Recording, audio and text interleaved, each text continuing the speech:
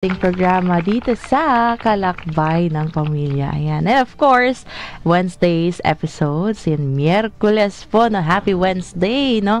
At hindi kompleto ang Wednesdays natin kung hindi tayo nag-aaral ng ating Biblia, no? Kalakbay ng Pamilya sa pag-aaral ng ating Biblia. At dahil tayo nag-aaral ng Biblia, hindi kompleto kung wala ang nag-iisa at ang napakasipag natin na sister, the one and only, ang napaka-jolly na si Sister Lacey Navarro mula sa Hermanas Misioneras de Servidoras de la Palabras ng Arca Ministry on Bible Facilite. Good morning, Sister Lacey. Happy Wednesday. Good morning po, Ate Lorraine at mga kapanalig. Happy Wednesday. It's nice to see you. Ate Lorraine, very masipag. Pumasok po sa estasyon. Nice. Yes, of course, sister. Pag hindi talaga carry ng powers ni Ate Lorraine, dun lang tayo nagzo-zoom, diba? At saka, last Wednesday, it's Labor Day, sister, no? So, I took time there to really, but of course, tuloy-tuloy pa rin tayo dito sa ating paggawa ng service. Sa mga kapanalig, tayo po ngayon ay malapit na po sa fiesta ng Ascension and no Assumption, Ascension. Ascension. Yes, and also we are listening sa iba't ibang mga pagbasa ng Ebanghelyo natin, ang mga pangako ni Jesus tungkol po sa banal na Espiritu.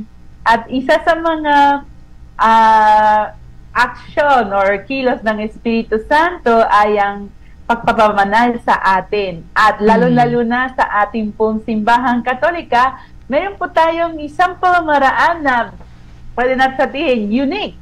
Ano po yon? Mga kapanalig, mga sakramento. At ganun din po, so magsisimula po yung ating bagong Bible course, no? Sabihin nyo, sister, natapos na po tayo na 3 Bible courses, no? Ang una, History of Salvation o Kasaysayan ng Kaligtasan. Meron po din doon na second Bible course, The Life in the Holy Spirit, and the third Bible course na nakatapos po lang natin last week, To Pray Evangelizing. So, ngayon tayo po ay dadakot po sa fourth Bible course na it is Evangelizing with the Sacrament. Ibig sabihin, magdadala tayo ng mabuting balita sa pamamagitan ng mga sakramento. At matutuklasan natin ang kahalagahan ng mga sakramento sa pamamagitan ng Biblia. Makikita natin kung saan po galing ang mga sakramento. Sabi niyo, sister, hindi ko makita saan po yung sakramento ng kasal, saan yung sakramento ng kumpil. Pero lahat, kung wala yung pangalan, pero andun po yung foundation, andun po yung, pwede natin sabihin, origin ng lahat ng sakramento. Kasi, sino po ang agda ng mga sakramento? Si Jesucristo ang ating Panginoon. Kaya mga kapanalig, pwede po kayo din mag-share sa ating pong, para sa ating programa, kung ano po yung favorite sacrament nyo. Ano po yung pinakagusto nyo i-celebrate? Kung binyag, kumpil, kumpisal. Siyempre, may mga sakramento isang beses lamang ang pwede po mag-celebrate at matanggap. Pero meron po yung ibang sakramento katulad po ng Eucharistia, kumpisal, at even po yung pagpapahinan lang sa may sakit na pwede po ulit-ulitin. At sana maraming beses po yun. Yung sakramento ng pagpahinalagis, hindi masyado, di ba? Kasi pag kayo makasakit masyado. Pero ang importante, no, dalawang sakramento, Eucharistia at kumpisal, maraming beses dapat natin tanggapin yun. So, sa lahat, sa pintong sakramento, ano po yung pinakagusto nyo at bakit, no? Later po, si Ate Lorraine mag-share din yung sa kanya at ako din po. Kasi hindi pwede na walang participation yung ating kaklase na pinakamatipag. Sister, absent pala ako today. Char! Ano ba yan?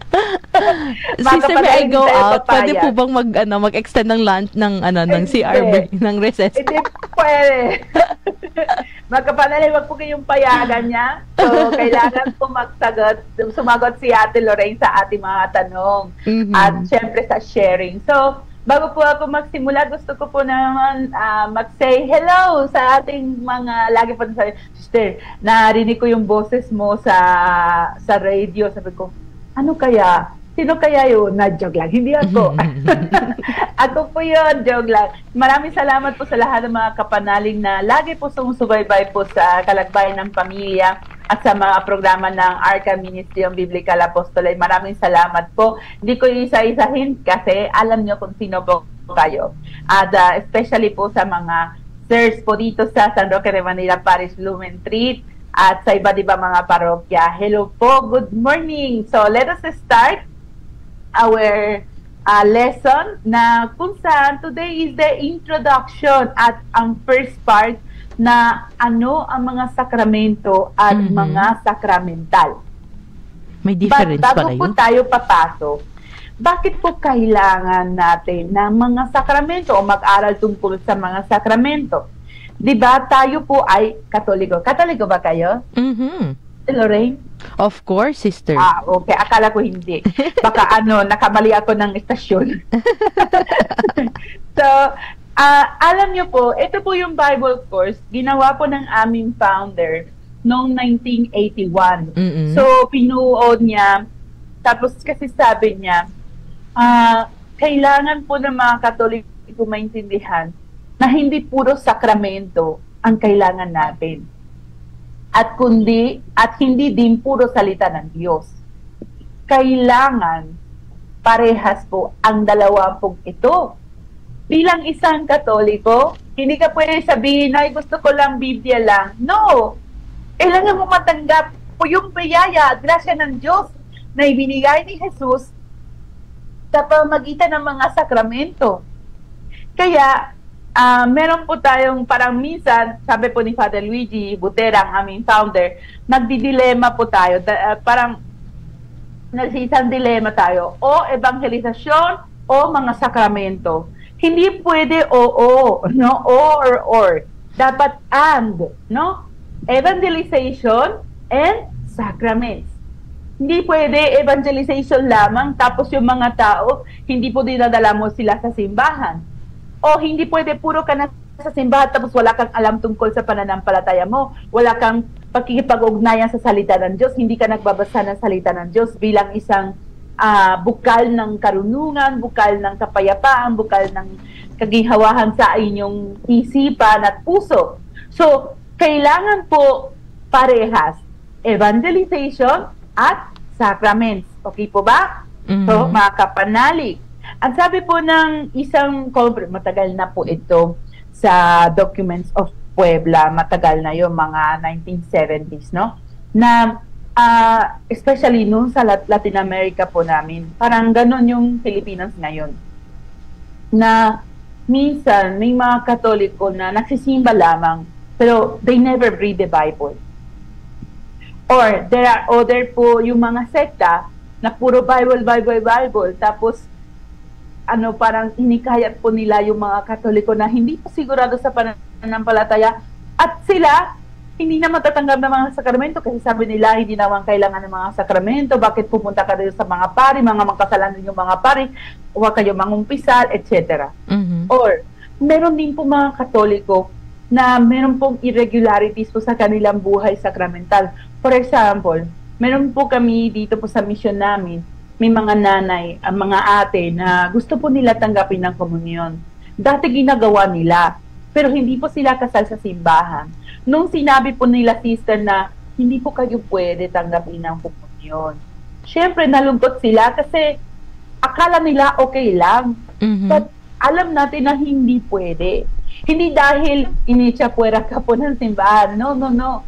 But because we need to be in a state of grace in order to receive the Lord. That's why there is a sacrament of confession. And you cannot be absolved if we do not put in order our life sa harapan ng Diyos. Talking about the sacrament of kasal. No? So, there are many Catholics po sa atin na okay lang nangungumunyo na wala pong kumpisal tapos matagal na hindi nangumpisal. Okay lang naman nangungumunyo tapos may kabit. So, let us correct all those things. Siyempre, hindi po sa pamamagitan ng pagiging masungit at mataray na mali kayo! hindi kayo dapat mapupunyan, kayo mga makasalanan. No, no, no. It's not like that. Evangelization always involves compassion, empathy, and love para sa mga tao na hindi pa alam, hindi pa ready, at on the process of conversion. Kasi kung totoo si mga kapanalig, di po ba? Tayo po lahat ay nasa process na yun. Tayo po ay mga kalagbay, no? Mga kalagbay, mga manglalagbay na tayo po ay nasa daan. Kaya, ang sabi po ni Pope Paul VI sa kanyang encyclica Evangelii Nuntiandi, na kailangan po i-express yung evangelization. Okay, natanggap mo yung salita ng Diyos? Okay, ngayon kailangan mo ipakita. Sabihin namin, sa Diyos na lang ko ipapakita sa loob ng aking bahay. No, you're part of a community. If you really become a part ng isang simbahang Katolika, kailangan mo ipakita hindi lang para sa iyo yung pananampalataya mo. It's also a faith that is shared sa buong komunidad. Kaya, sa pamagitan ng Bible course na ito na ating sisimulan ngayon, gagabayan po tayo ng Espiritu Santo at ng kanyang salita para hindi tayo magiging malnourished. Ang purpose ng Bible study na ito ay magiging nourished po tayo. Saan? Sa dalawang bukal ng nourishment. Ano po yun? Salita ng Diyos at sakramento. So, hindi pwede salita ng Diyos lamang o hindi pwede sakramento lamang. Kailangan kasama dalawa po itong bukal ng grasya ng Diyos. So, sa mga tao na sasabihin, ano mas importante? Later on, we will discover kung talaga kailangan po natin i-level ang salita ng Diyos at sakramento. Parang nag-aaway silang dalawa. No, we need both. We need the Word of God and we need the sacrament. So, sa pagbalik po natin, babasahin po natin po isang versikulo ng Biblia para makita natin bakit po meron pong evangelization at bakit po meron pong mga sacraments. So, for example, meron po tayo OFNE, di ba? Office for the Promotion of New Evangelization. Why? Because we have to find ways. Ay, hindi tayo bangko. We have to find ways to take the Word of God sa mas maraming tao na mas mabisang pamamaraan. At kailangan din natin ng salita ng Diyos to do that. That's why we have Ministry on Biblical Apostolate. But we have also the Commission on Liturgy because we need the sacrament. Because the liturgy is the greatest way of worshiping God. So, let us discover together po mga kapanalig ang kahalagahan ng mga sakramento sa pamamagitan ng Biblia. Yun po, Ate Lorraine, introduction pa lang ito. Introduction pa lang, sister, pero parang yung brain cells ni Ate Lorraine, parang, ganun agad, sister. Parang hinahanda ko na talaga yung sarili ko. No? Parang kang naghahanda for confession. Notebook ka ngayon? May notebook ka ba ngayon? Of course, sister. Hindi nawawala ang notebook ko. Nag-write down na nga ako kung ano yung naaalala ko sa sacraments na naalala ko doon tinuro ng katikisim. Baka mamaya, nako! Oo, diba? Ang student mo baka hindi number 1 ngayon. But it's okay not to always be on the top of the class kasi it shows that there's a room for improvement for everyone. Diba? At dapat nandun yung thirst natin to know more because life, sa buhay, dapat tuloy-tuloy tayong natututo. Diba, Sister Laces? At tuloy-tuloy ang ating pagpapalalim sa ating pananampalataya. And this is one way of enriching and deepening of our faith. No? Yung pagkilala natin sa ating pananampalataya, yung pagkilala natin kay Kristo. Kaya mga kapanalig, pwede po kayo makiisa sa ating talakayan, mag-comment sa ating Facebook Live, mag-text sa ating text line na 0918-837-4827. Ating mga texters, early bird texters. Ayan, of course, si Mrs. Marzan. Ayan, God bless, shalom, and please pray for Elizabeth Marzan families. Thank you so much po, Mrs. Marzan. Hello po sa inyo. Ingat po kayo dyan, Mrs. Marzan. Our prayers be with you and your family po. At si Nanay Sonia ng Bulacan nagpapa-include sa ating prayer. Sabi niya, good morning po, Radio Veritas. Pwede po ba ninyo akong isama sa inyong panalangin para sa patuloy na kagalingan sa aking mga sakit? Ayan, sa cancer at diabetes. Nawa po idugtungan ng Panginoon ang aking buhay. Maraming salamat po. Yan ang maikling mensahe mula kay Nanay Sonia ng Bulacan. Ingat, Nanay, and we pray for you, no, for your speed recovery, no, and of course to have faith, no, at continuous hope, no, para sa buhay. Thank you so much, Nanay Sonia. Pagpalain ka pa po lalo ni Lord. And si Nanay Dulce Fabre ng Las Piñas City. Hi, gandang Ate Lorraine at Sister Lacey's. Thank God it's Wednesday. I'm always looking forward to it. Ayan, salamat. Maraming natututunan sa maganda niyo yung mga sharing at reflections at sana'y maisabuhay natin ito. Please always include in your prayers my family and me, my husband, my children, especially my grandchildren and loved ones for healing, good health, safety, and protection and financial blessings. And of course, I'm praying for you to keep up the good work. Nanay Dulce Fabre ng Las Piñas City. Oh, thank you so much po, Nanay Dulce Fabre. Ayan, at ingat ka, Nay. Alam ko may mga times na mag-isa ka dyan sa bahay mo, ha? Ayan, panatilihing nakasara ang mga pintuan. Ayan, at of course, stay hydrated. Kung hindi naman kailangan lumabas ng bahay, na just stay home. Ayan, ingat-ingat po, Nanay Dulce Fabre ng Las Piñas City. Sa ating Facebook Live po, batiin ko po si Kuya Chug Junior Mutuk. Ayan, hi, Kuya Chug. Si Nanay Edith Lombanya, Nanay Gliceria Puga Pakairan na nagpapabati po kay Ate Ana Bolido at kay Kapanalig Filomena Pakaira Jr. ng Binondo, Manila. Uy, na-miss ko yan sa Binondo. Parang masarap yung ano po dyan, yung ano to, yung lumpia, tsaka yung lumpiang sariwa, tapos yung kikiam, yung Chinese kikiam, at saka yung chicken nila dyan. May masarap na nagbebenta ng chicken dyan. Si Atel niya po, Lorraine. 10:30 pa lang, Lorraine. Ano na eh. At si Nanay Edith Lombanya, nagpapa-shoutout po sa kanyang mga kalakbayers. Si Ate Felina at Wilma Andal, si Ate Mercy Bayani at si Ate Evelyn Rica Franca. Hello, hello po. Attendance check sa inyong mga kapanalig. At sa ating nag-iisang prinsesa maganda. Nay, kape lang po iyan. Nag-resume na po ako sa pagkakape ko. Pero ano lang po, single dose lang po muna tayo ngayon. Hanggang 2 lang po muna yung tinitake ng Ate Lorraine. Kasi dati po, lumalagpas-lakpas 3, 4. Tapos, nung nakita ko siya, grug, sabi nung puso ko, yung pala nagpapalpitate lang ako kasi sa pag-inom ko ng kape. Diba? Mga ganyang moments po, no? At, well, si Kuya Benedict Senior Paglinawan, nandiyan din po naka-tune in kasama natin. At si Nanay Edith Lumanya, wow, ganda ng smile, nakakabighani, nakaka-good vibes ka, Ate Lorraine. Nanay Edith, salamat po. Although sometimes it's hard to smile. Pero I pray to God, no, to guide me, no, na to do service, no, even though, you know, there are days that it's really hard, we're struggling, we have our own problems.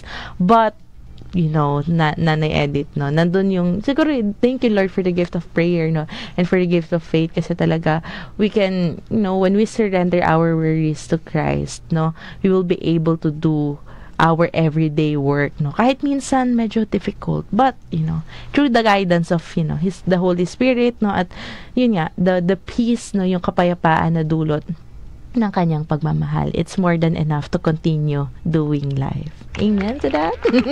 Kaya yung iba mga mensahe mamaya, pagpatuloy natin, nabasahin natin, balikan natin later on. Diba, Sister Lacey's? Yes po, Ate Lorraine. So, ngayon tayo po ay ready na para magsisimula po ang ating pag-aaral ng mga sakramento. At ang ating unang babasahin ay ang unang sulat ni San Pablo kay Timoteo, chapter 2, verse 4. So, tingnan po natin, ano po gusto ng Diyos? Bakit ibinigay sa atin maraming paraan para iligtas tayo?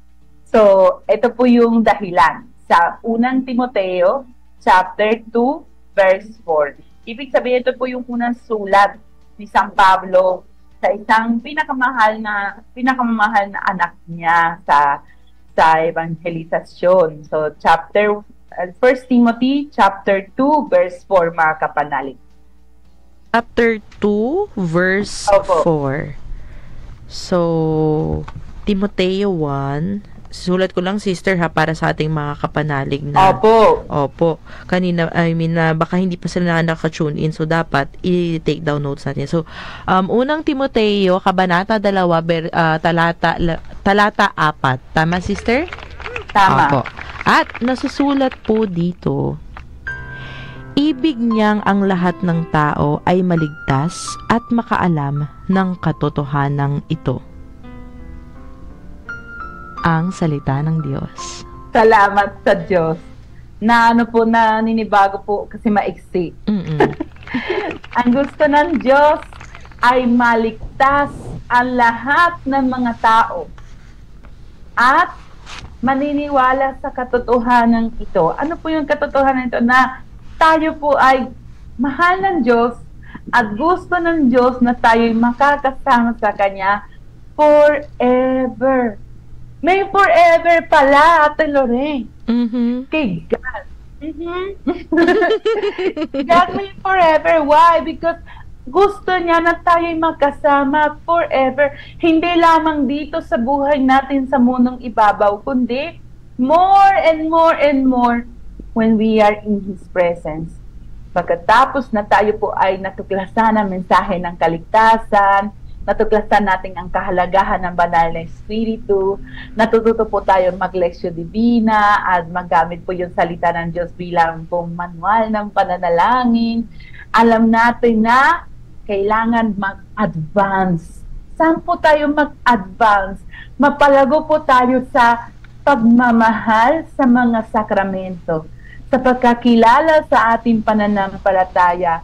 At tayo po ay makaroon ng mas maraming, pwede natin sabihin, karanasan tungkol sa kahalagahan ng mga regalo na binigay ng Diyos sa atin.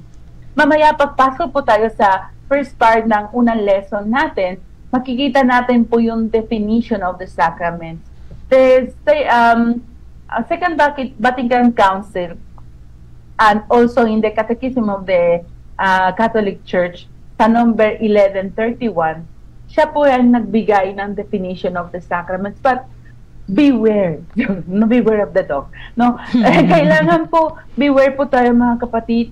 Huwag po tayo lang isipin na mga sakramento, yung bilang mga ritual, bilang mga parang requirement. Parang very brainy sometimes ang ating pagkaunawa sa sakramento. Parang ang isip ng mga tao minsan, ang sakramento parang medalya na pwede po i-display. Parang diploma, na-achieve ko na po ito. No, the sacrament is a living encounter with Jesus. It is an encounter of love. Kasi gusto niya na tayo po ay magkasama sa Kanya. At paano gagawin natin ito sa pamagitan ng mga sakramento? Siyempre, kailangan po natin may disposisyon. Kasi minsan, narinig ko po sa ibang tao, ay hindi ako nagsisimba sa oras na yan kasi si Father ganito ang magmimisa. Ay hindi ako mangumpisal doon kasi si Father ganito ang naririnig sa mga kumpisal, ayaw ko sa kanya. So, where is our disposition, mga kapanalig? Tayo po ay pumupunta sa simbahan, tayo po ay natatanggap ng mga sakramento, ipinagdiriwang natin ng mga sakramento dahil lang ang atin gusto lamang, kundi kailangan po tayo meron pong totoong disposisyon para ma-encounter ko si Jesus. Andun po si Jesus. Andun talaga. Andyan sa mga sakramento.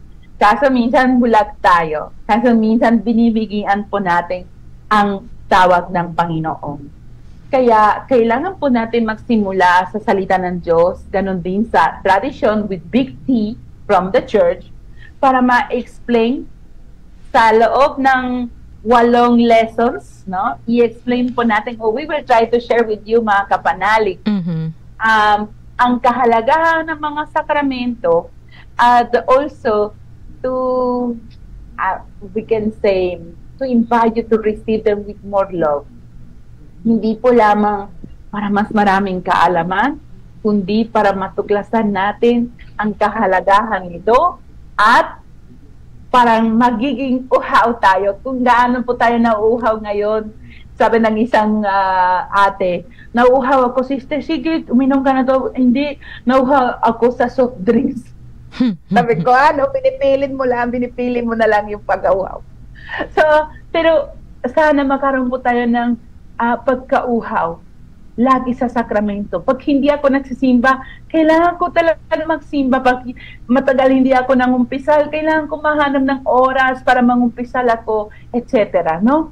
Kaya marami po materials, marami po talaga mga documents, catechesis, Pero itatry po namin mga kapanaling ayon po sa aming makakaya na i-explain po sa inyo na pinakamadali at hindi po masyadong po mga elevated na, no? But we will go deeper. We will go deeper sa ating experience. Paano po natin isinasabuhay ang mga sakramento sa buhay natin? At meron po din assignment. So, today wala pang assignment agad, pero sister. sa mga next lessons, ibibigay namin yung assignment kay Ate Lorraine. Tapos ipapasa sa akin. Kaya siya yung ipapasa sa akin. Yung iba mga kapanalig, pwede naman through Facebook, pwede nyo i-post sa ating susunod na ano. Kasi it's just some questions lamang po. So, it's very madali po yung pag-aaral ng mga sakramento, but not because madali, hindi po importante. Kaya sabi po natin, basic evangelization is not because basic, walang halaga. No. Because basic is something that we cannot miss. Sister, baka pwede mo rin sagutin yung katanungan ni Ate Lorraine. Siguro sa pagbabalik na lang natin later on. Sure. Bakit kaya, no, sa atin, no, majority ng mga Catholics, no, doesn't really understand the meaning, no, the deeper meaning of sacraments? Like, saan ba tayo nagkulang in a way, no? Like parang Opo, kasi sabihin nyo saan tayo nagkulang kung may mga katekista, may Catholic school, may mga ganito. Bakit po parang walang bakit siya parang in a way, no, nagiging for display na lang or parang magawa lang dahil ritual or dahil yun kasi like even for example the communion, sister, no, not everyone understands that you have to really take the sacrament of confession first before taking the body of Christ, but really on the reality on the ground, sister, no, what happens is that because you're piling up, no, sunod ka na din, pila ka na rin doon, no, para sumubo ng ostia. It's like that, it becomes like parang baga in a way makisunod lang sa kung ano yung what majority has been doing, no, but really the deeper sense of the importance of these sacraments, no, bakit kaya hindi ito lubos na nauunawaan, no, nating mga Katoliko. Siguro mamaya, sister, sa ating pagbabalik magandang mapag-usapan yan. Kaya mga kapanalig, kung may nais pa po kayong mga i-share, ibahagi, may mga nais kayong mga tanungin, ayan, pwede nyo po yung i-comment dyan sa ating Facebook Live. That's DZRV846. I-search nyo na po. Or mag-text po kayo sa ating Facebook, or mag-text po kayo sa ating text line na 0918-837-4827. Kalakbay! Ang pamilya. Sister Lacey, mamaya na ako magbabasa ng mga mensahe para sagutin muna natin or magtuloy-tuloy muna tayo sa ating talakayan, sister. Opo, sagutin natin po yung tanong ni Ate Lorraine. Well, sa tingin ko po, isa po yung pinaka-importante na dahilan. We are superficial. Superficial. Opo, superficiality of life. That means, hindi po natin i-meditate in the deeper sense. Ang nakikita natin, ritual, celebration, yun lang, shallow, no? Shallow lang, no? Hindi po natin pumupunta. Sabi po noon sa isang sa Latin, duc in altum, go farther, go deeper. Ang gusto natin yung nakikibagay lang sa mundo. Kaya, it is not, for example, when the children are baptized, even they put happy christening. Well, in fact, for us Catholics, it's not christening. We don't call it like that. Baptism. No? But because everybody does like that, the artista does like that, the artista holds the baptism or the blessing of the child because they are mostly, they are not Catholic, they are born again. They go sa hotel and mabongga po yun. Parang sumusunod lang tayo sa fashion, sa trending. Because we are superficial. Hindi po natin nakikita yung kahulugan. Our mind now, it's only focused in what we see. But we are forgetting the things that we cannot see. So, there are some other reasons. Maybe lack of evangelization, lack of catechesis, lack of being closer to the people, paganism, secularization, etc. But the thing that I see the most is that we are superficial. Hindi po natin tinetake parang seriously and in deep, the deep meaning of the sacrament. Kasi ayaw natin maisip. Gusto natin lang, chill lang, celebrate, happy lang.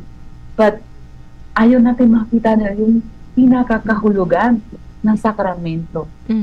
Kaya, this is our challenge na yon. Yung pong challenge natin ng evangelization, you and I, Ate Lorraine, you are in the Office of the Promotion of the Evangelization. I am in the Ministry of Biblical Apostolate. Yeah. We are apostles. We are evangelizers. We are servants of the word that is alive. That means na we have to go deeper first. The two of us, hindi lang tayong dalawa sa radio, baka mga kapanasabayin natin, i-exclude mo kami, sister, no. Lahat po tayo mga kapanalig. Tayong lahat na napapakinggan sa salita ng Diyos, na naririnig ang mga katotohanan, kailangan at let's go deeper. Kaso tinatamad tayo mag-going. Kasi gusto natin yun. Chill, relax, happy lang, celebrate, enjoy. But it is nothing wrong with celebration. There's nothing wrong with being chill and cool, no? Katulad sa mga sinabi ng mga kabataan. But may mga realidad, may mga facts na kailangan po natin ipagnilayan. Kailangan po natin himayin. Kailangan po natin isinasabuhay, pag-iisipan. Kasi kung hindi, pagtapos ng ating paglalakbay sa mundong ito, baka lilingon tayo at sabihin natin, ang daming kong opportunities na sinayang ko. Ang daming pong misa na hindi po ako na-participate. Ang daming pong beses na may kumpisalang bayan sa amin, hindi naman ako nangumpisal. Ang daming beses na pwede ako lumapit po sa sakramento ng kasal para iayos ng relasyon namin ng aking asawa. Pero hindi ko ginawa dahil tinamad ako. Dahil ayaw ko problema, maghanap ng mga papeles, maghanap ng mga iba't ibang bagay na kailangan. Chill lang. Let's take it easy. Well, may mga bagay na hindi pwede po tayo mag-take it easy. Hindi po sasabihin ni siya, oh, ma-stress kayo forever. No, hindi po ba, yun ang ibig sabihin na may mga bagay na kailangan natin pahalagahan. At isa sa mga ito ay ang buhay sakramental. Ibig sabihin, bakit po tayo mag-aaral tungkol sa mga sakramento sa ating pong programa ng Talakbay ng Pamilya?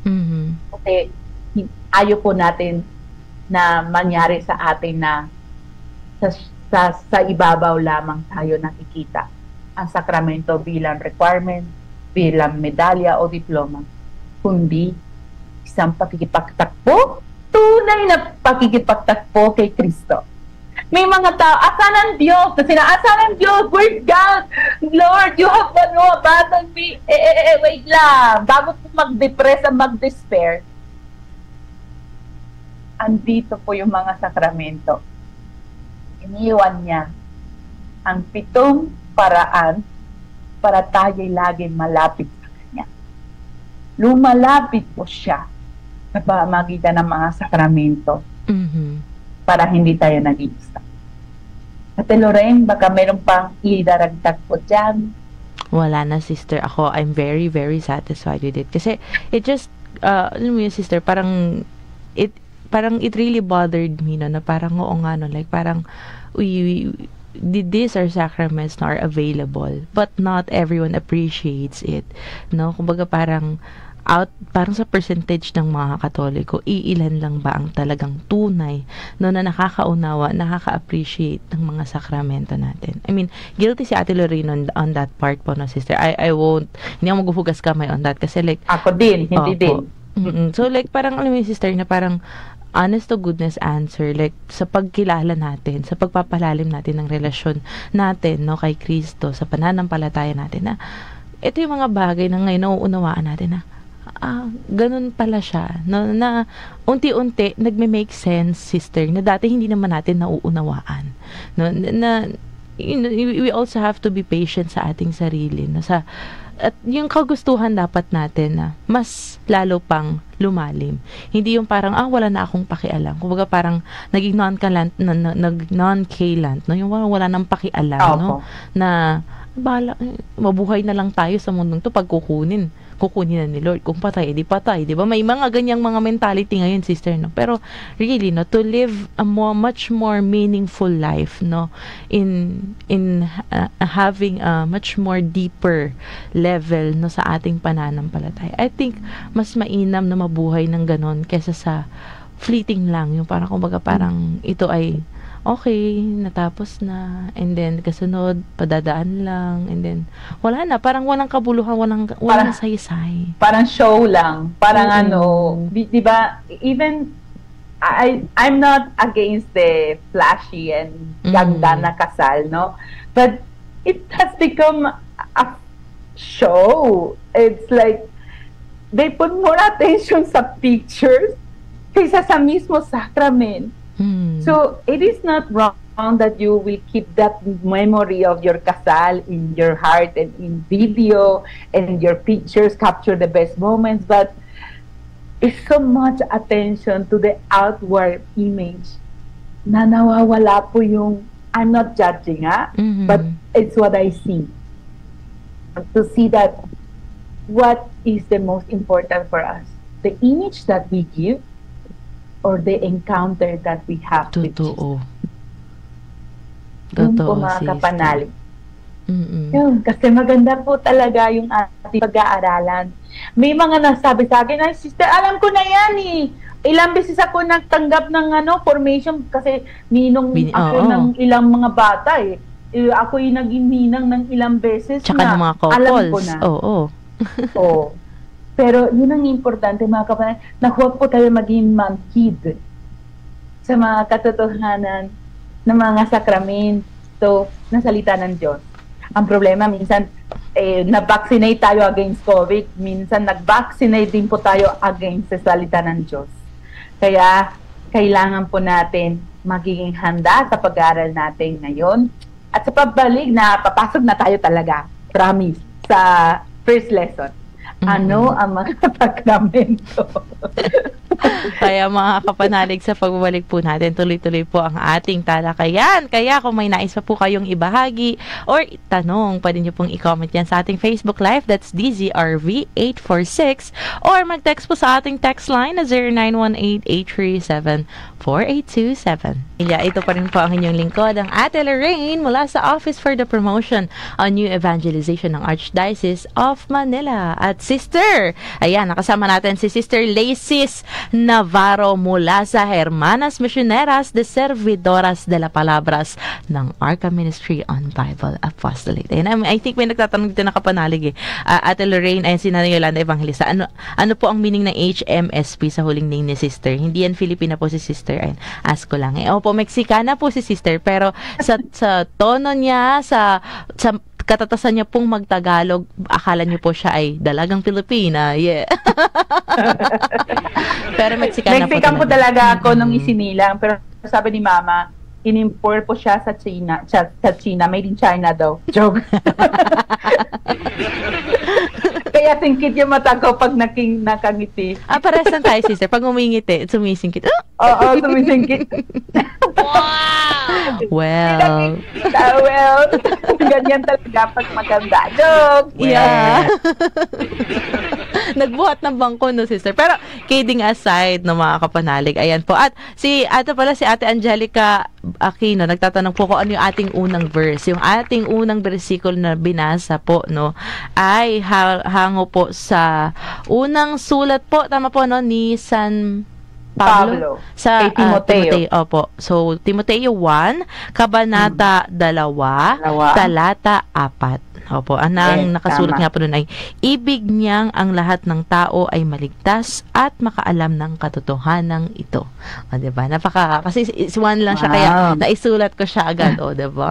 Yung student po bumabawi, sister.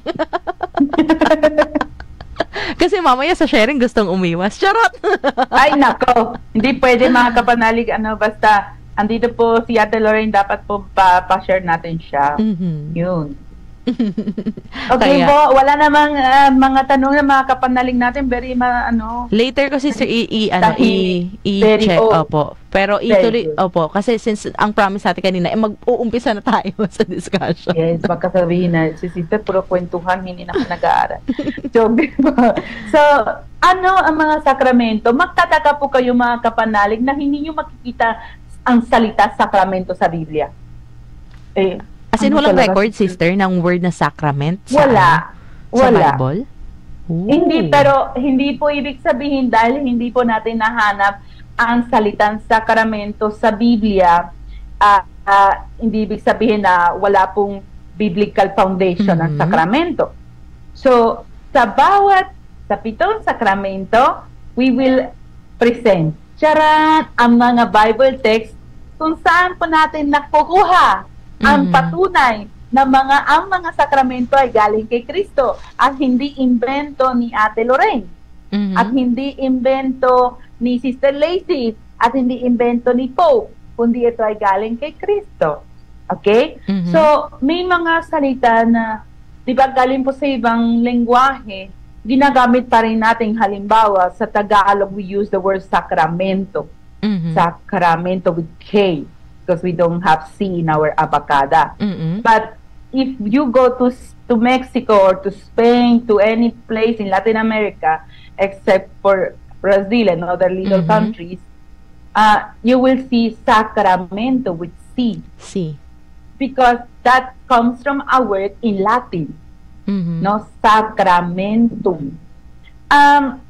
What is the origin ng word Sacramentum? Ito po ay isang mga seremonya, mga pagdiriwang ng mga soldado na parang oath-taking nila sa emperador. Hindi emperador yung alak, ha, mga kapanalig na tatay, baka sabihin niya, si sister naman. Ayaw po tumawa siya. Sister, may tubig kasi ako eh. Mamaya, splash lahat. So, ito po yung oath-taking ng mga soldado of loyalty towards the emperador ng Roma.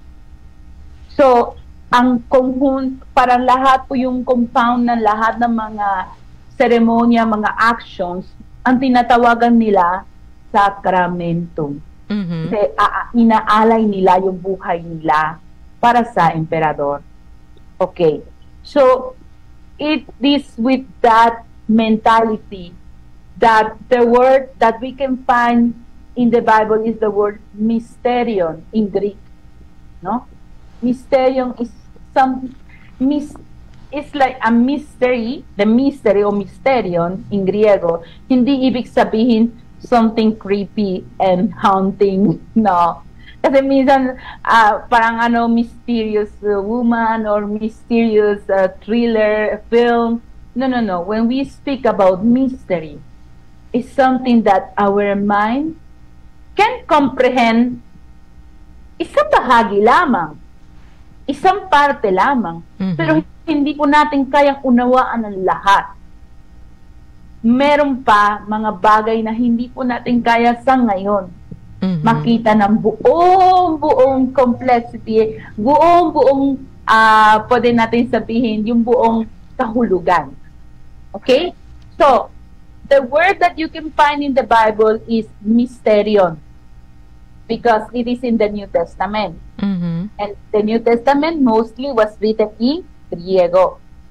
So, when this word was translated into Latin, became Sacramento. When you do something sacred or you consecrate yourself to serve somebody or someone higher than yourself. So that is how they understood the word Sacramento. So, little by little, kasi sa una, ang word Sacramentum or Mysterion ay ginagamit sa lahat ng bagay. For example, blessing, Eucharistia, iba't ibang mga pagpapatong ng kamay, lahat po yan tanda o sakramento. Mm-mm. Pero with the time, sa mahabang panahon, ang meaning ng word sakramento ay naging parang binukot na 7 lang. Mm-mm. 7 lang ang pwedeng tawagin sakramento. Yung ibang mga sacred actions sa liturhiya, for example, such as blessing, such as pray over, such as praying with the Bible and other things are not sacramentum. Okay? The one who contributed a lot sa doktrina ng mga sakramento, parang binubukod-bikod niya, tapos lahat ng mga fathers of the church ay talaga, ang galing nila mag-explain ng mga sakramento. Si Justin the Martyr about sa Eucharistia, Cyril of Alexandria about the baptism, and many others.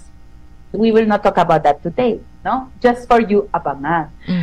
Pero ang pinaka nakatulong para makaroon ng mas parang systematic pagkaunawa tungkol sa mga sakramento ay si San Agustin.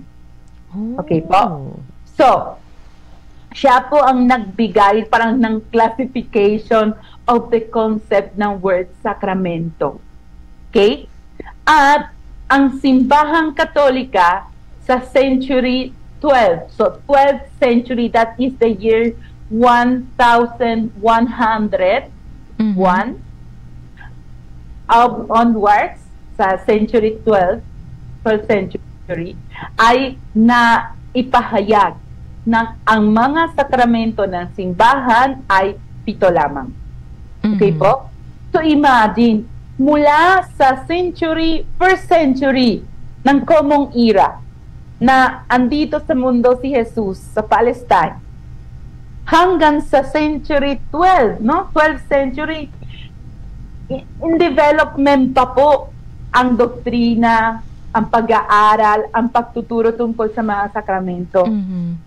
So it took more than 1,000 years to clarify how many sacraments, how they should be received, at iba pa po mga bagay. So, ang mga sakramento as the church today presents to us, I will say it in English, okay? Mamaya, hihimayin natin po yung bawat pong bahagi ng mga sakramento, ng definition ng sakramento. Of course, mga kapanalig, ang mga katekista natin, meron pong iba mga definition that it's okay. The Catechism of the Catholic Church offers another definition, but as I will present to you is only two-liner definition. Saving acts of Christ. Okay, that's the first part of the definition. What?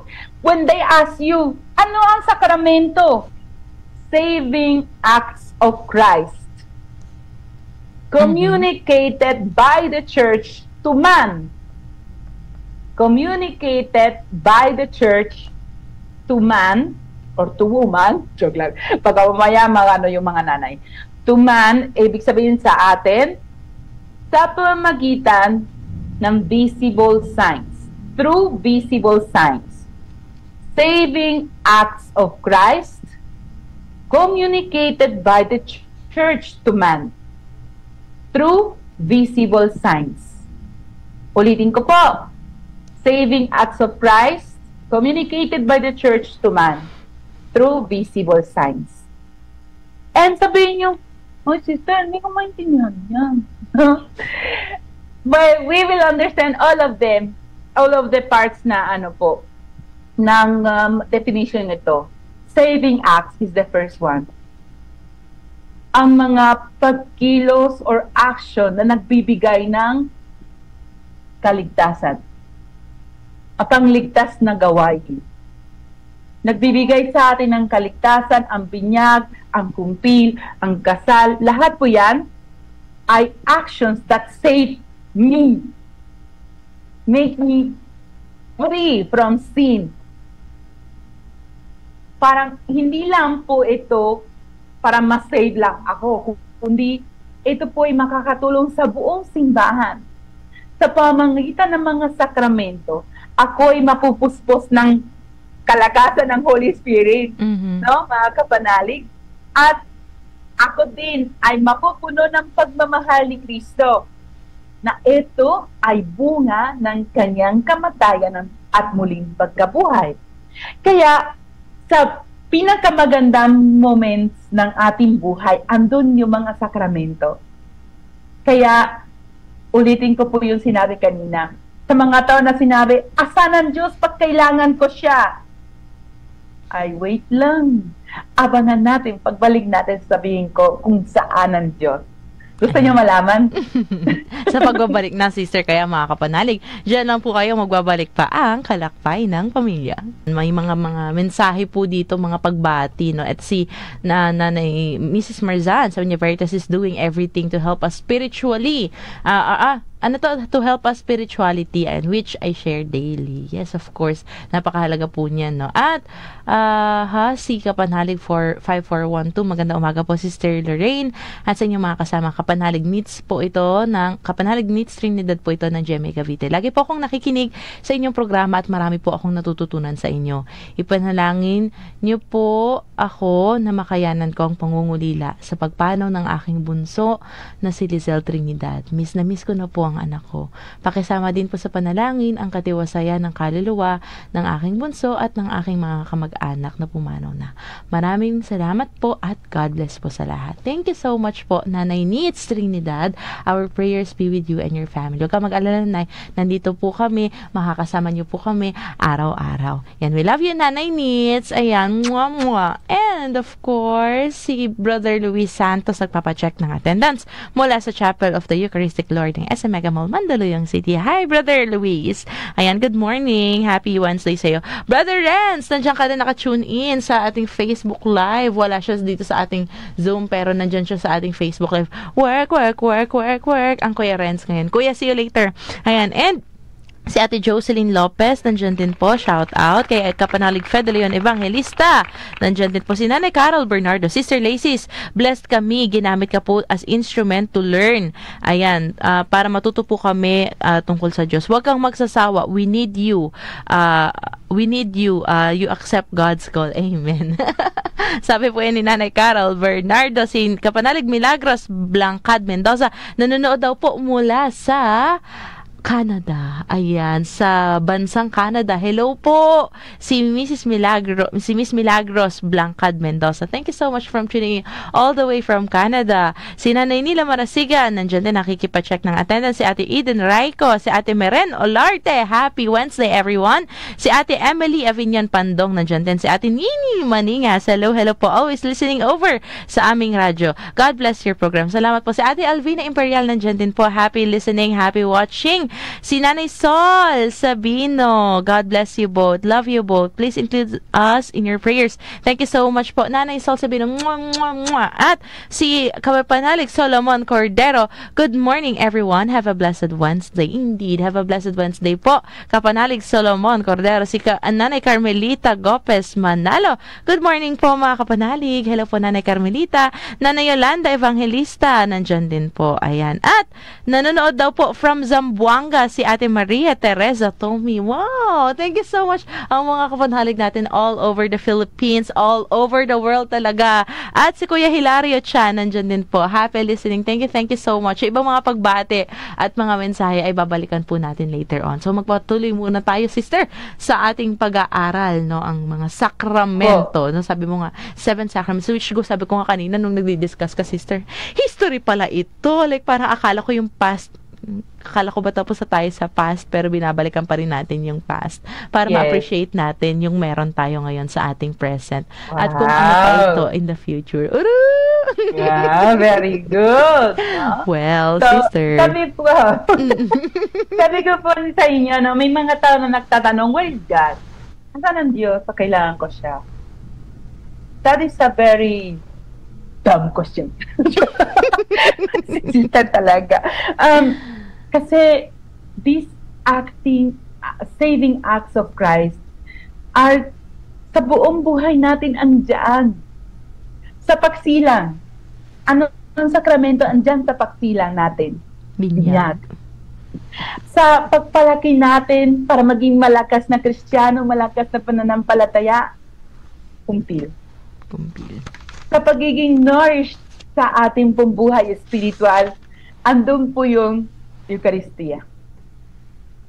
Pag tayo ay nasugatan ng ating sarili, tayo mismo nasugatan yung sarili natin, ako, sa pamagitan ng dahil sa mga kasalanan natin. Asahan po ang Diyos? Andyan sa sakramento ng kumpisal. Pag tayo nagkasakit, andyan ang Panginoon sa sakramento ng pagkapahit ng banal na langis na may sakit. Pag tayo ay magbubuo ng isang pamilya, andyan yung sakramento ng kasal. O diba? Pag tayo, yung mga lalaki, na gusto maklingkod sa Panginoon, andyan yung sakramento ng banal na orden. See? Hindi tayo ulila. Hindi tayo nag-iisa. Hindi tayo, pwede natin sabihin na, where is God? Andyan po siya. Hanapin mo na lang. Buksan po yung mata mo na lang. Buksan mo yung tenga mo. Baka medyo marumi yan. Pakinggan mo siya. Puntahan mo siya. Andyan siya. Nag-aantay lang sa'yo. So, hindi po ito mga simpleng seremonya. Hindi po ito isang, pwede na sabihin, na nagawa ko yung aking obligasyon. Ano yan? Pagpasok ka lang sa trabaho, obligasyon mo rin yan eh. Pero gusto mo yan kasi may pera. Pero, sabihin nyo, ang sakramento wala nagbibigay sa akin. Excuse me, the sacraments give you more than that. Salvation. Encounter with Christ. Fortitude, strength, joy, peace. Oh, hindi po natin magbibili ito yung kung saan-saan. Hindi siya tangible sa hindi mo nahahawakan. Yung, kung ano yung benefit mo with the sacraments, ito yung mga bagay na hindi mo man nakikita yung, as in like, physical. Kapag may kasi kapag may sahod tayo, may monetary compensation, we can buy things, no? We can do or we can avail services or experiences na mapwede nating i-enjoy, no? As a human as we are. But really, yung fruit ng sacraments is something much more deeper that nourishes our soul. Yes, Ate Lorraine. Perfect ka ngayon, ha? Very good ang ating student, mga kapanalig. Ito po ay hindi lamang parang titipunin ko para mas marami akong bagahe papuntang langit. Sabihin ko, pagdating ako sa langit o sa paghukom sa Panginoon sa huling araw ng aking buhay, ito Lord, ito po yung mga misa na inatendan ko. Hindi pa sa ganon. No? Hindi lang po ito po yung binayad ko sa iyo. Well, hindi po talaga kayang bayaran. Ang mga sakramento hindi kayang magbayaran natin kasi sobra po yung pagpapala. Kaya mga kapanalig, hindi po ito parang yung nangumpisal na ako ako'y kasal sa simbahan. So, dapat mo ako tanggapin sa langit, Lord. Conditional. Parang conditional. Parang ganun, no? Kundi, ito po ay sabi po dito, isang communication of the fruits of the passion and death and resurrection ng ating Panginoon. Siya ay nagsasabi sa atin, ikaw anak, na matatanggap ng mga sakramento na iniwan ko sa simbahan ko ay para ikay maging punong-puno ng aking pagmamahal. Para makayanan mo ang mga pagsubok, para maging ka isang tunay na lingkod ko, isang ganap na tao na isinasabuhay yung mga itinuturo ko na wala pong pagbigiging bitter, kundi isang ganap na Kristiyano. Na hindi perfecto kasi lahat po tayo may mga kahinaan. Pero pag nasa isip natin, nasa puso natin ang kahalagahan ng mga sakramento, kaya nasabihin, Lord, talaga, I am full of your love. Thank you for this sacrament, whichever it is. No? So, in the moment and in the circumstances na kailangan kailangan natin ang Diyos, andyan siya sa pamagitan ng mga sakramento. Sa pagsilang, sa paglaki, sa pagnanurish, sa kasalanan, sa sakit, pagbubuo ng pamilya, sa paglilingkod, andyan ang Diyos. So, para tayong karapatan sabihin, mareklama, where is God? Inaabandon ako ni Diyos. Hindi. No, God is with you. You just need to open your eyes. And, get closer to the sacrament. Kaya, ito po yung unang bahagi ng ating definition. Saving acts o salvific acts, if we want to use the word used in the Catechism of Catholic, salvific or saving acts of Christ. Mhm. So, second, of Christ. Binukod po natin yan. Bakit of Christ? So, siya yung tunay na agda, walang iba. Ang sakramento hindi mawawala ng dignidad o ng kahalagahan. Hindi po depende po sa nagse-celebrate. Mhm. Kaya, sabihin nyo, ay kasi yung minister o yung pari, ay, ayaw po kasi parang walang hindi masosolemn yung sacrament. That is independent of that. No? So, ang sakramento hindi nakadepende kay Father. Ang sakramento depende po kay Jesucristo. So, of course, mas manal ang pari, mas masarap po ang pakiramdam, no? Mas connected ka kasi si Father, very magaling po mag-explain, tapos magaling po siya parang according to the liturgy, very solemn, and that can inspire us more.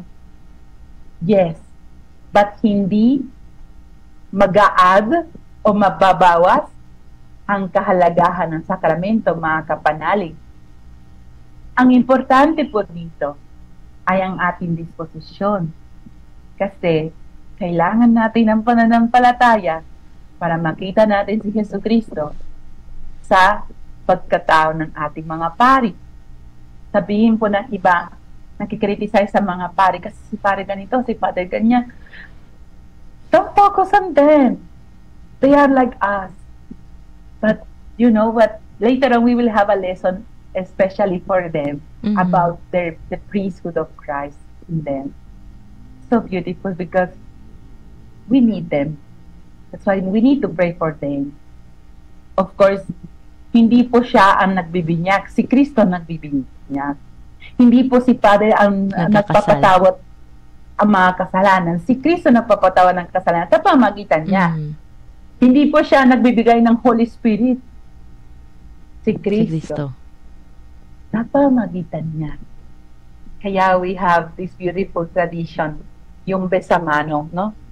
When they are anointed with the oil in their ordination, we come and we kiss their hands.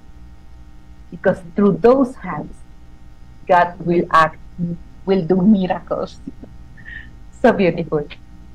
So, pag ako'y natatanggap ng isang sakramento, pag ako ay nag-aate, nagpa-participate sa isang pagdiriwan ng isang sakramento, sino ang aking kakausapin? Sino ang aking tatakbuan? Si Father lang? Ang community lang? No! Si Kristo, si Jesus. Kaya, po natin magkaligtaan yung ating mga opportunity na makita natin si Jesus. Na magkasama natin si Jesus sa mga sakramento. Yun. Meron pa dalawa pong bahagi ng definition. Pero sa pagbalik lang natin. Yes, sister. Kaya mga kapanalig, kung may nais po kayong ihabol na mga sharing, may mga pumasok po kasing mga mensahe, sister, na may mga sharing. Kaya mamaya babasahin po natin yan. Sa pagbabalik po ng Kalakbay ng Pamilya. Brother Rafael po ng Navoto City, sabi niya, good morning, sisters. Ang mga sakramento ay mga gawain at debosyon na itinatag mismo ni Jesucristo upang magkaloob ng buhay na pananampalataya sa Diyos. Ito ay simbolo o representative representasyon ng mga bagay na hindi nakikita ayon sa turo ni Jesus. Sa katunayan, ang lahat ng 7 sakramento ay matatagpuan sa banal na Biblia at sa mga tradisyon ng simbahang Katoliko. Binibigyan diin ko ang sakramento ng banal na Eucharistia na itinatag mismo ni Jesus, ang bagong testamento ng kaligtasan sa pamamagitan ng pagsasabi na tanggapin, kainin at inumin ang dugo ng ating kaligtasan. Yan ang sharing ni Brother Rafael ng Navotas City. At sabi ni Nanay Susana Vocalan, Ate Lorraine, Sister Laces, thank you sa magandang sharing at sa topic today na kailangan ng mga kabataan at ng mananampalatayang Katoliko. God bless us always. Opo, kitang-kita nyo po yung pagiging inspired ni Sister Laces kung paano niya is binabahagi sa atin yung kagandahan, yung kahalagahan ng sakramento. Like, talaga parang in love talaga si Sister Laces sa mga sacraments, diba? At si Nanay Clarita Espino, nakikinig daw po kasama ang kanyang anak na si Sabrina. Hi, Sabrina! Happy feast day po, of course. Maligayang kapistahan para sa Our Lady of Veritas. And si Brother Renz Resurrection sabi niya, the sacraments are really God's presence. All sacramentals and sacramental object, prayers, devotions, etc. must lead us to the sacraments. No? Ang mga sacramentals ay dapat nagli-lead sa atin sa pagtanggap ng mga sakramento. Thank you so much for that sharing, Kuya Renz. At si Kuya Edgar Santiago naman po, mayroon siyang tula na pinamagatang Tanda. Tinatag ni Jesus ang mga sakramento upang pabanalin tayo. A.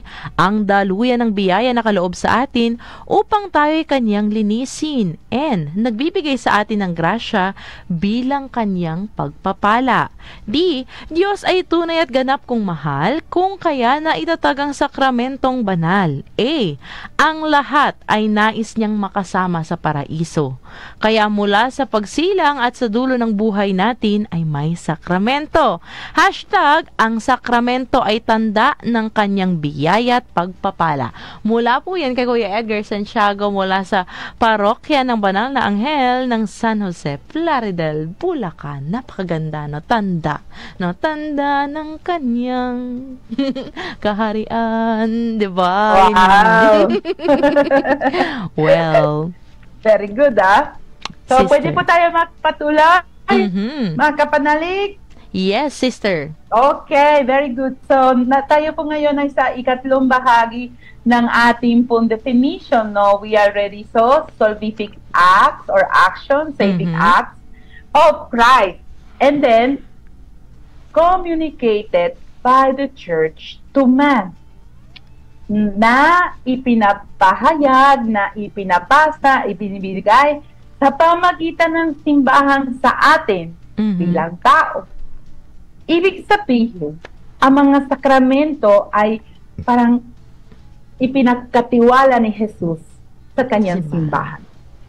Kaya, ang simbahan, meron pong responsibilidad, ingatan, ang pagtanggap at ang pagdiriwang ng mga sakramento. So, we know na ang simbahan ay ang katawan ni Kristo na nakikita po natin dito sa sanlibutan. Hindi po ito isang material construction. Ang tinatawag natin din simbahan, no?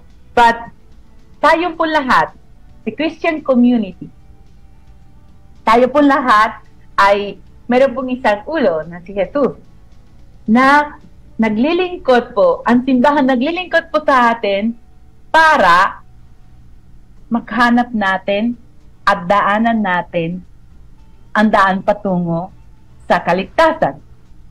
Kaya, ang mga sakramento ay kailangan ipinagpagdiriwang at kailangan po sumusunod sa mga guidelines, sa mga katuruan ng simbahan Katolika. Hindi po dapat sabihin natin, and it's always very clear, according to the church and its intentions. Mamaya, maybe in the next lesson natin, makikita natin na how some sacraments, well, the sacrament of baptism, can be also conferred or given by people, by persons that hindi po sila Katoliko. Basta, ang intensyon nila ay ayon sa intensyon ng simbahan Katolika. In danger of death. No? That is in just some special cases. But we will explain that later on for more clarity. So, minsan may mga tao na gusto nila lahat mabilis. Instant coffee, instant noodles, instant lahat. Kaya, gusto nila instant baptism, instant kumpil, instant kasal. Hindi po yan microwave ang opisina ng parokya. Hindi po yan ATM. Ang mga sakramento ay kailangan ng preparation. Ang mga sakramento ay kailangan ng ating bigyang kahalagahan. Kailangan po ng tunay na kaalaman at conviction na alam ko na makikita ko si Jesus dito. Opo, minsan may marami mga kailangan ko certificate or no record. Kailangan ko, hindi na ako babalik sa office kasi yung sekretarya very mataray. Hindi ko gusto yun. Kaya hindi pumalig yung tao. Kaya mga secretaries ng parokya, love you so much. Be kind to the people because maybe they will not come back. Sabihin natin kasi tamad sila eh. Yes po. Maraming pong tao ay tamad. Mahanap ng mga requirements ng binyag, ng kumpil, ng kasal. Yes, that is something that we cannot deny. But let's do our part. Tapoy na sa simbahan. Kaya habaan natin yung pasensya, i-explain po natin. At kayo mga kapanalig na may mga kakilala na pumupunta sa simbahan para ma-inquire tungkol sa mga sakramento at ma-express po sa inyo, ang hirap, mahanap ng mga ganito. Tulungan po natin sila. Pwede po natin i-guide, samahan natin po sa simbahan na pwede po nila makuha ng certificate or no record. O isulat natin paano po i-guide natin sila. Anong pwede nilang gawin? Bakit po kailangan ng papel? Kasi hindi po laruan ang sakramento. Ang sakramento is salvific action of Christ communicated by the church to man. So, meron po talaga mga patakaran, mga kailangan pong sundin. Yes po. Kaya mga kapanalig, huwag po tayo magalit sa mga sekretarya kasi sila po ay yung kanilang mission po yun. Kailangan po nila malaman kung totoo po yung tao na yun. Kung hindi ba siya kasal sa probinsya. Kaya kailangan po senomar.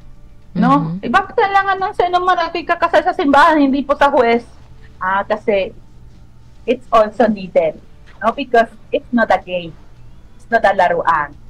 And lastly, we will see how it is through visible signs. Ang Diyos ay sobrang maawain sa atin. Di po ba? Kasi alam niya na kailangan natin makita, kailangan natin marinig, kailangan natin maamoy, kailangan natin matawakan. Kasi tayo ay tao, hindi po tayo anghel. Kailangan natin yung mga visible signs. Kailangan po natin na gamitin po yung ating mga senses. Kaya, through visible signs. We will just start this a little bit kasi we don't have much time. Pero sa pagbalik natin, we will have our conclusion about it. Yes, kaya mga kapanalig, kung may nais pa po kayong ihabol na mga sharing, mga realizations nyo po dyan, i-comment nyo na po yan sa ating Facebook Live, that's DZRV846, or mag-text po sa ating text line na 0918-837-4827. Kalakbay ng pamilya. Ayan, pagbati po mga humahabol dito si Kuya John Lloyd Bagsit, si Kuya Chito Soliven, si Sir Lacis, mabuhay kayong lahat. Si Nanay Clarita Espino, ayan, nandyan din. Si Ate Juliet Garcia Roque, sakramento ay mahalaga sa bawat isa. Tanda ito na tayo ay kabilang sa kaharian ng Diyos Ama. Bukal ng grasya, tanda ng pagmamahal niya. A blessed triumphant Wednesday po, Ate Lorraine. And si Sir Lacis Ayet Roque po mula sa parokya ng Banal na Mag-anak Anak ng Santa Cruz, Giginto, Bulacan. Ayan, thank you so much, Ate Juliet Roque. Ayan, thank you so much. Napakagandang paalala, no, tungkol, no, sa ating sakramento. Kaya, sister, sa ating pag-wrap up, no, dahil tayo nasa huling bahagi na ng ating programa, no, tayo, of course, tuloy-tuloy pa rin naman, no, ang pag-aaral natin dito. Sa susunod natin, no, next Wednesday, no, about this sacraments. Yes sister. po. Kasi po, ngayon magbibiting po tayo, joke. Meron po, gusto po sana ipahatid po sa inyo na lahat po na sinasabi po natin sa Bible study na ito, Bible course tungkol sa mga sakramento, ay hindi parang feeling po tayo na tayo po ay mas nakakaalam at superior tayo sa iba. No. What we know, we have to share. That is our mission, no, mga kapanalig. Kung alam natin na meron kang espesyal na kaalaman na ikaw lang nakakaalam. Siyempre, basta mga ganun mag-share, hindi ko sabi niyo pala yung word niya. Ibabahayag mo yun. Kasi ikaw lang may alam. Gusto lumabas dito. Gusto lumabas dito kasi talaga masaya ka na nalaman ko, nalaman mo. Oh, salamat sa Diyos. Alam ko na mahalaga yung mga sakramento. Para hindi bumalik yung sinabi po ni Ate Lorraine sa question niya. Nawa, ang mga Katolikong Pilipino ay hindi superficial. Hindi masasayang po tayo ng blessing. Kasi sayang, andyan po yung blessing.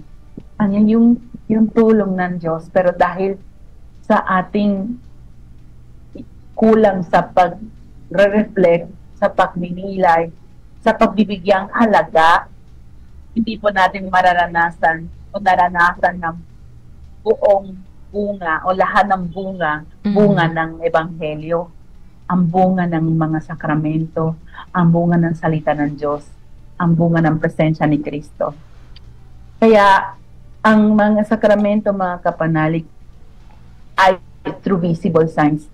And we will see that in a deeper way sa susunod na programa natin sa susunod na Miyerkules. Kasi meron po tayong mga Bible text na gagamitin po natin para sabihin natin bakit kailangan ng mga sakramento. Ang mga sekta, wala po sa kanila mga sakramento. Bakit kailangan binyagan? Bakit kailangan magpakumpil? Mga ganyan ba yun, sister? Mga ganun ba yung sister? Bakit kailangan natin magpabinyag? Bakit kailangan may pakumpil pang mangyari? Bakit kailangan natin magpakasal? Bakit kailangan natin magpalagay ng langis? Diba? Things like that. Bakit hindi lang salita lang ang gagamitin? No? Bakit lang direkta kay God magkukumpisal yung kasalanan mo? Bakit kailangan pumunta kay Father? Na for example, that can be. But we will see that little by little. But I would like you to practice for this week. Ang pagbabasa ng isang awit, ang awit 19. So, we will not read it today, but that will be your assignment. Mga kapanalig. Ate Lorena, tatanungin ko po kayo.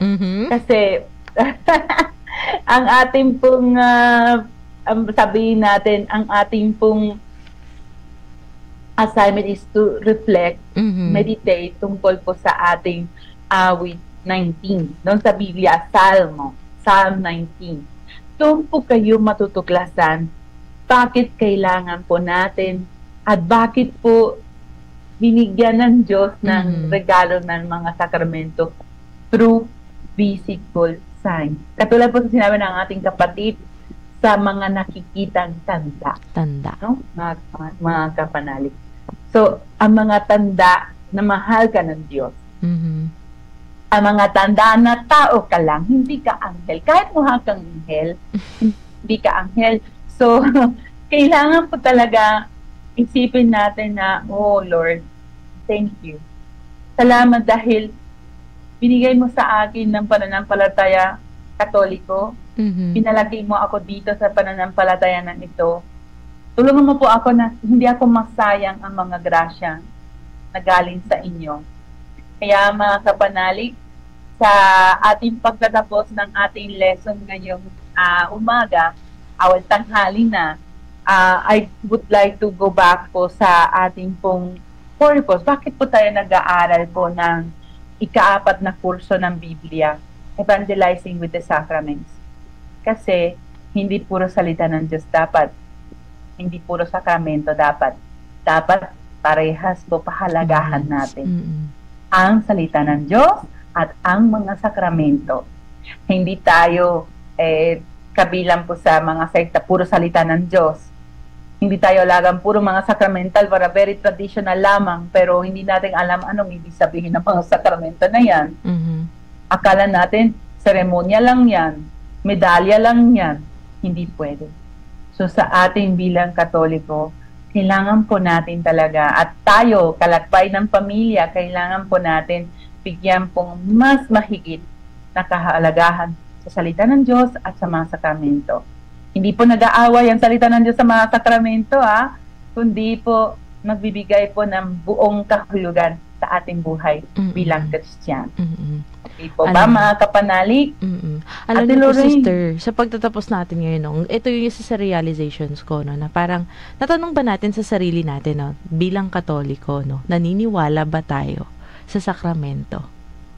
Diba, sister? Kasi there might be a lot of Catholics claiming, uy, Katoliko ko, nagsisimba ako tuwing linggo nagtumatanggap ako ng komunyon. But really, naniniwala ba talaga tayo on these sacraments? Pinapahalagahan ba natin siya? Nakikita ba natin yung purpose bakit tayo uma-attend ng misa tuwing linggo? Bakit natin tinatanggap yung katawan na tugon ni Kristo tuwing uma-attend tayo ng misa?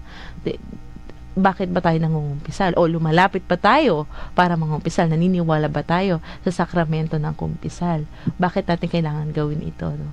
Ito yung mga bagay na na-realize ko, sister. Kasi minsan, aminin natin, no, na human as we are, bilang Katoliko, no, hindi sa lahat ng pagkakataon na nandun yung conviction natin na sinusunod natin ito dahil alam natin na uunawaan natin kung bakit ganito, bakit may ganitong mga gawain or may kailangan natin gawin itong or sumunod sa sakramento, di ba, sister?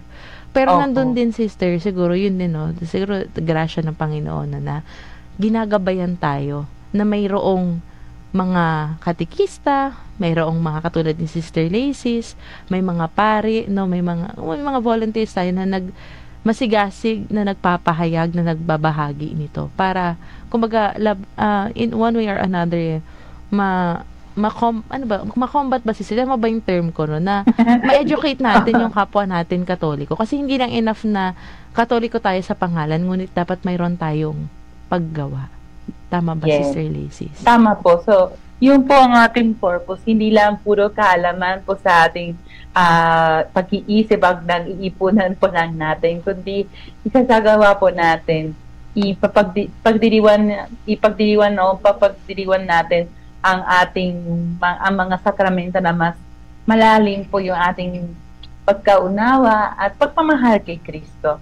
Yun ang purpose po ng ating evangelization. So, if our evangelization does not take us closer to Christ, it means that we have not yet evangelized. So, yun po, kailangan talaga ng mas closer and mas loving our relationship with Christ, no? At kung saan man ka sa buhay, may asawa ka mang hindi, kung wala pang asawa, kung madre ka o pari, lahat po, ang purpose ng buhay natin is to love, serve the Lord, no? To know Him, love Him, serve Him, make others to know Him, love Him, and serve Him, no? Ayon po sa mga sinabi ng mga santo. So, yun po, mga kapanalig. So, sana ang ating paglalakbay na nasa 4th Bible course na po tayo, at matagal pa, meron pa namin pang pwede matututunan, no? Pero ang mas importante ay I love Christ more every day more. Indeed, sister, no? Yung pagmamahal natin kay Kristo. Nako, thank you so much, sister. Na-excite ako sa susunod nating discussion next Wednesday, no? So, abangan natin yan. Pero sana nandun si Sister Lacey. Sana siya pa rin yung ating mga kasama next Wednesday. Di ba, sister? Andito naman po ako. Ay, so kilig. Kaya, sister, sa pagtatapos natin ng ating programa, if you could lead us for a very short prayer of thanksgiving, Sister Lacey. Sure po. Sa ngalan ng Ama, ng Anak, ng Espiritu Santo. Amen. Amen. Diyos na puno ng pagmamahal sa amin, tulungan mo po kami na maging aware ng kahalagahan ng mga sakramento na iniwan mo sa inyong simbahan. Pinapanalangin po namin ang aming mga pamilya, ang lahat ng mga kapanalig na nangangailangan ng inyong tulong. Pinapanalangin po din namin ang mga kaluluwa ng mga tao na namatay ngayong araw. Tulungan mo po ang kanilang pamilya. Nawa po silang lahat ay makamtan ng inyong pagpapala at habag. Ang lahat ng ito ay aming dalangin sa tulong ng inyong mahal na ina, ang Birhen Maria. Amen. Amen. Sa ngalan ng Ama, ng Anak, at ng Espiritu Santo. Amen. Amen. Indeed. Thank you so much, Sister Laces, for another very informative, no? Ang dami natin natutunan ngayon, no, sa ating pag-aaral ng Biblia. Thank you so much, Sister Laces, no? At siguro ang maiiwan ko lang dito, no, talagang paalala lang, no, ay nais ng Diyos na tayo ay mailigtas, no? Ang Amen. pagmamahal ng Diyos para sa atin, no? No one gets left behind. Ayaw niya tayong mapahamak, ayaw niya tayong mapariwara, no? At nais niya lamang tayong iligtas. Kaya ibinigay niya itong mga sakramentong ito. Dahil sa sobrang pagmamahal niya sa atin, nais niya tayong iligtas. Kaya, mga kapanalig, susunod na po ang Healing Mass live po dito sa ating Veritas Chapel na pangungunahan ng aming Pangulo dito po sa aming himpilan, si Reverend Father Anton City Pascual. And with that, ito po ang inyong lingkod, ang Ate Lorraine, mula sa Office for the Promotion and New Evangelization ng Archdiocese of Manila. Kasama po ang nag-iisa nating napakasipag na sister na gumagabay sa atin sa ating pag-aaral sa ating Biblia, si Sister Laces Navarro mula sa Hermanas Misioneras de Servidoras de la Palabras ng Arca Ministry on Bible Apostolate na nag-iiwan at nagpapaalala palagi sa inyo na sumainyo ang katotohanan. Thank you so much po. Bukas po ulit. Thank you po. Thank you, Bye-bye. sister. Ingat po. Napakinggan